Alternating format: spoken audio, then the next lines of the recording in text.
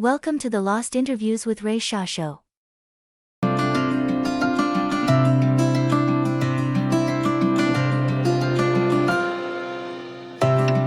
This is Ray. How you doing, Roger?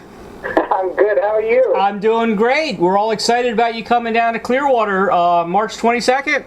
Well, I hope that weather's as nice as I know it is down there. Oh, it's gorgeous. You're going to be very pleased. Oh, great. You may want to stay for a while. I know I'm going to. It's going to be hard prying my band away from there, I know. Well, you know, I live in a condo on the golf course here in Bradenton, and I'd say 90% of my the tenants here are Brits. And Oh, really? yeah, this is a very popular destination. You know, it's a snowbird destination for, especially from people from England. And Can you blame them? I can't blame them one bit.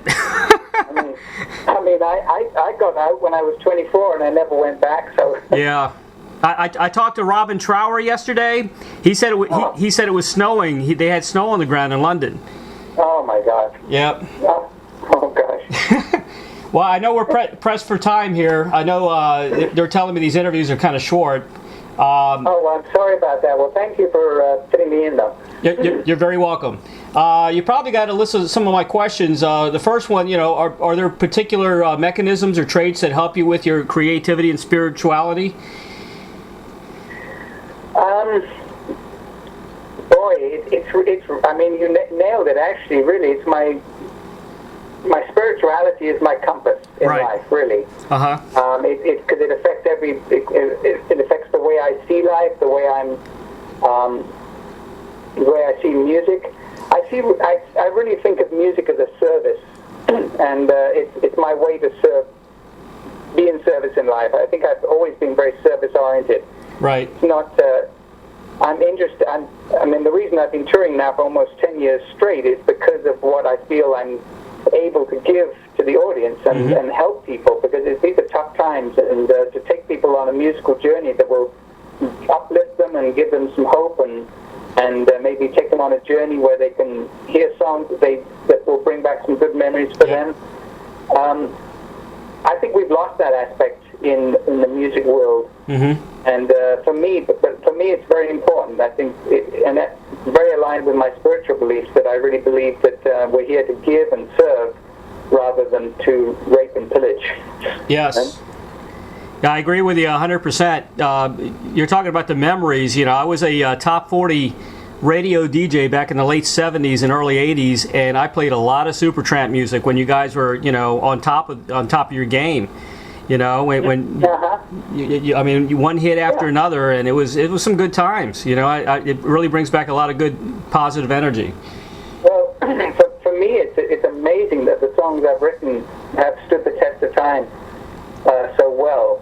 And I can only attribute that to the fact that they really are, they were not contrived. They really are pieces of my heart and soul that I put into song. Right. You know, music was where I went to express, you know, the stuff that was real hard to express that was going on inside me. You know, my joy, my pain, my confusion, my longing for love, my longing to know God. I mean, it really was where I went to kind of commune, if you like. And I didn't know when I wrote most of them that those songs will go out and touch so many people around the world. But I think music is an incredible way to connect with a lot of people, especially if you are expressing something that people can relate to. Yes. And it's that feeling that I feel every night when I'm on stage. I know there's a lot of people out there, and I look out and sometimes I see people crying, and it's obviously touching a nerve. Right. You know, that can come from a lot of places. It can come from the fact that a song brings back memories for them, or that it's saying something that's dear to their heart, or it's an amazing gift. I mean, I feel like the most blessed man in the world, just, you know, with the best job in the world, and that's what keeps me going, is just being able to give that. To keep that energy of positivity is very difficult. You know, I talk. You remind me a lot of John Anderson from Yes. I talked to John, and he told me some of the things that, you know, he's talked to I forgot the term. There's a proper term for, you know, like a medicine man, an Indian medicine man, and he's, you know, done a few things like reach a higher dimension in his meditation, and things like that have helped him, you know, and he's gone through a lot of tough times. He almost died, you know. Yeah, I know that. Yeah. So, but it, you know, I just, like you said, in a world that we live in today, it's so hard to keep your positivity. Is there any avenues that you use to keep positive besides, or is it just the music? Just, you know, putting yourself into the music. I generally, I think I've always had a positive outlook. I mean, and that hasn't, nowadays it's not really a naive outlook. Maybe it was once, but I'm not in denial of a lot of the challenges we're facing in the world. But right. In a way, I think, we have to change. Mankind has to change. And we're just being forced to by literally, facing basically the survival of the planet, really, in so many different ways. Yep. And life is getting very, very difficult. But I think again, it's back down to my beliefs and not taking, and at the same time not taking things too seriously. I mean, I'm not out there just to get the applause every night. I'm really out there trying to serve and give, and that keeps me maybe in a positive frame of mind. To tell you the truth, the biggest job I have is preparing myself for when I go on stage, because I'm no different to anyone else. I mean, I get stressed out and have things going on in my personal life, but I can't take that stuff onto the stage with me. Right. So I, have things that I do, and the whole day really is in preparing myself. So when I get on that stage, I'm empty and I'm unencumbered by any stuff that's happening in my personal life, and I'm able to give my best and sing from my heart and touch people in the deepest way possible. Exactly. Well, you're a beautiful man. I wish there was a lot more people like you. Well, thank you. Well, I'm looking forward to coming down there, I tell you. And the orchestra I hear is a pretty good orchestra. Great, wonderful. Yeah, I wonder if it's the same orchestra that some of the other groups have used in the past. I forgot the last artist I interviewed that used the Kansas. I wonder if it's the same thing. I guess they put an orchestra together for you, and it might be the Ruth Eckerd Orchestra, or it's the connection they have with them. Because I was never aware that I always thought the band traveled with the orchestra, but I learned that was not true.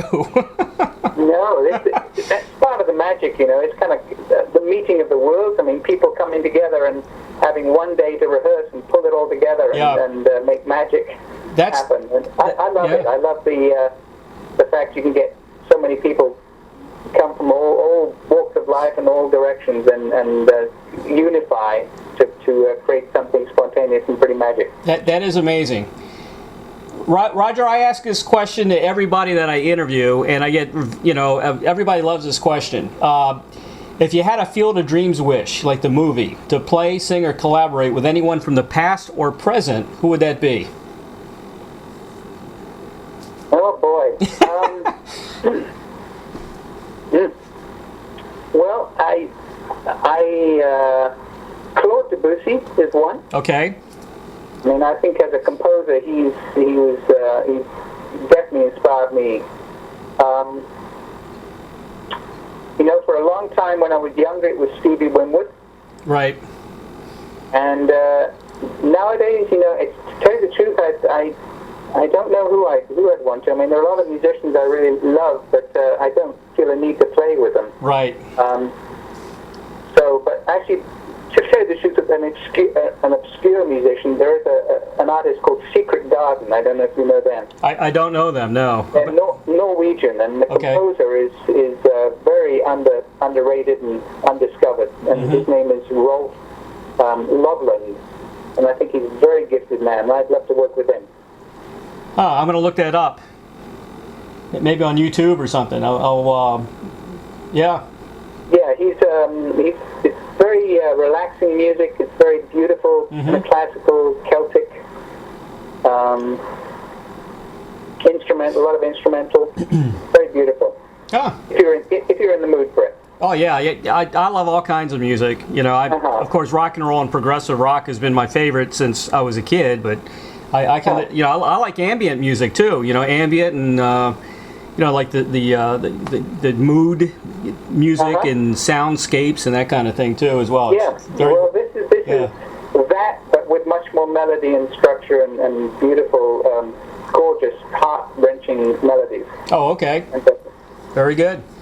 Couple of questions about Breakfast in America. How did you guys come up with the title to that? Was there something behind the name, or?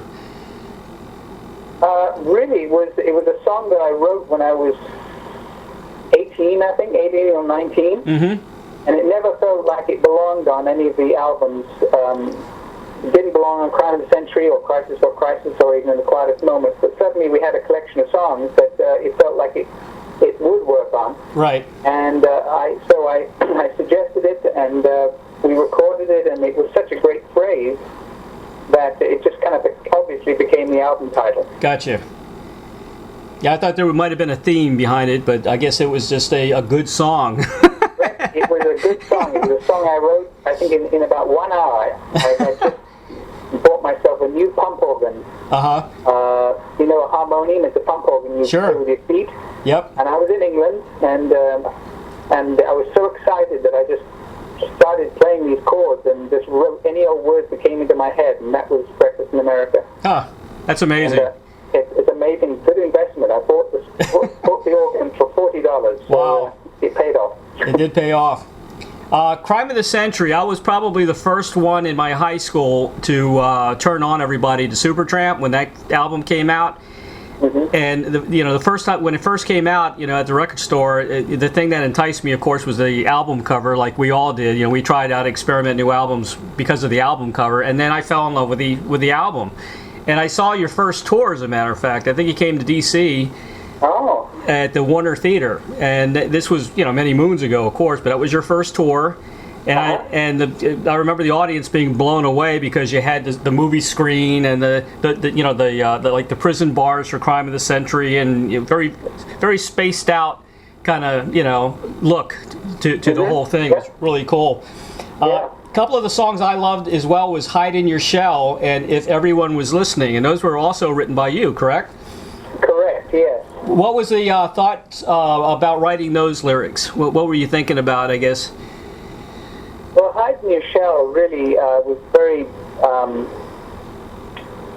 introverted. I mean, I did used to hide in your shell. I was very sensitive and sometimes felt very alone with the band because no one else really shared my beliefs or even had the questions that I had the drive, the inner search that I had going on. Right. So a lot of the things that I wrote about in that song really expressed what was going on in myself. It was like almost a conversation with myself. Mm-hmm. And yes, you're right. It struck a nerve. If there's one song that gets requested more than any other, it's probably that one. It seems to speak to a lot of people around the world who who felt or have felt the same way. Mm-hmm. It expresses loneliness. It expresses alienation. It expresses hope. It says love is the answer. I mean, everyone has been in a place where they've been crying out for some kind of love in their life. I mean, it really does speak to the human condition in a lot of different ways. And a lot of people have gone to it when they've gone through hard times and received comfort from it. So that obviously, as a songwriter, gives me a lot of I don't know what the word is, satisfaction or just pleasure that I've done that, because I know other songs have done that for me in my life, and it's wonderful to have written a song that's done that for other people in theirs. It's a beautiful song, and like you said, it does hit a nerve with a lot of people. You can listen to it over and over again, and you take comfort in it by hearing the lyrics, and that's what it's all about. That's what music should be all about, and people, identify lyrics in many different ways, and they bring them to their own personal situation, so. Yeah, absolutely. Yeah. You were a Beatle fan, correct? I was. As a teenager, that was what was happening in the world. It just changed my life because they showed me what was possible with music. So it must have been a dream come true for you to play with Ringo, huh? That was quite a kick. It's definitely quite a kick. I mean, I never imagined I would be doing that, but it was wonderful to meet the man and hear some of the stories from his perspective. It wasn't all the way the media portrayed it. Right. But he's a wonderful guy. It was a lot of fun and a great experience for me. I cover a show every time he comes to Ruth Eckerd Hall, and I covered the last one because I actually interviewed Todd Rundgren and Greg Rowley from his from the last band. And what a tight, terrific band. I mean, you could tell they were. I mean, when you get a bunch of virtuosos like that together, all stars, it's incredible. Yeah. It really is. It's a great thing he's doing, and I know he gets so much out of it. Here's a quick story. John Anderson. I asked him. I says, because he was a big Beatle fan as well. I don't. Are you friends with John? We've never met. We might be meeting in Australia, but we haven't met. I bet you guys would definitely hit it off. He's a wonderful man as well. But he told me I said, well, John, have you ever met any of the Beatles? He said, yeah, I did. I met George. I said, well, what did you say to him? He says, I didn't say anything. I says, what do you mean you didn't say anything? He says, I was too nervous to say anything to him. I says, come on, John, you're John Anderson from Yes. Yeah, but he's a Beatle. I thought that was hilarious. That and it's funny because other artists are very they have heroes as well. Oh yeah. I thought that was fascinating. Anyway, last question. I know I could talk to you all day, but I know you've got these shorter interviews.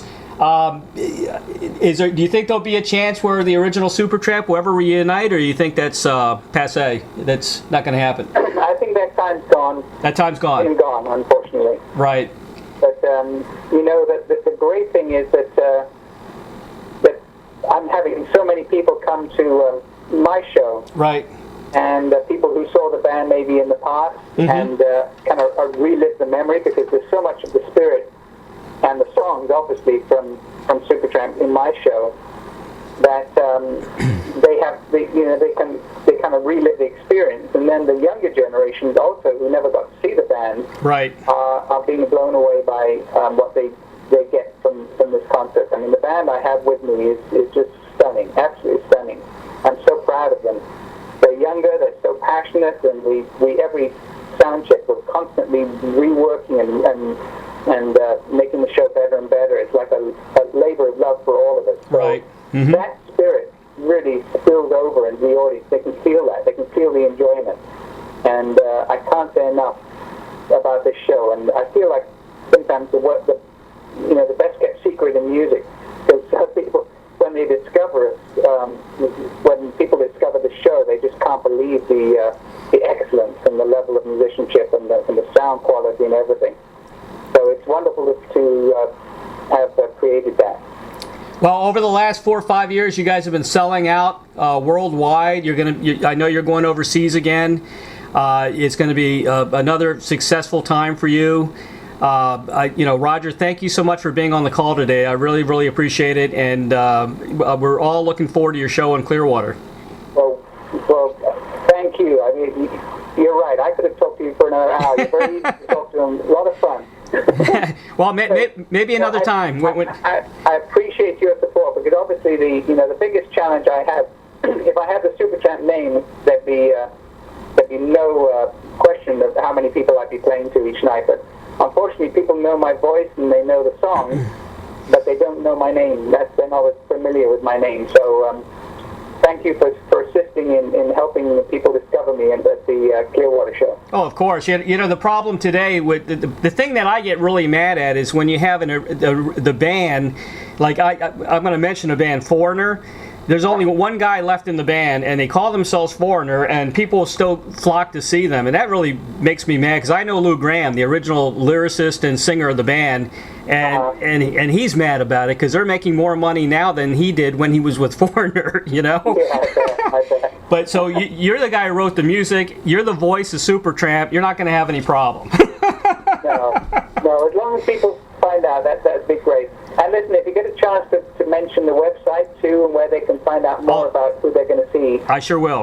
That sometimes helps too. No, I'm excellent about that. I'm going to be plugging you over and over and over. Don't worry about that. Thank you. Well, listen, come to the show and let's shake hands after the show. I sure will, Roger. Thank you so much. All right, thank you. All right, bye-bye. Very enjoyable. Bye-bye. Bye-bye now.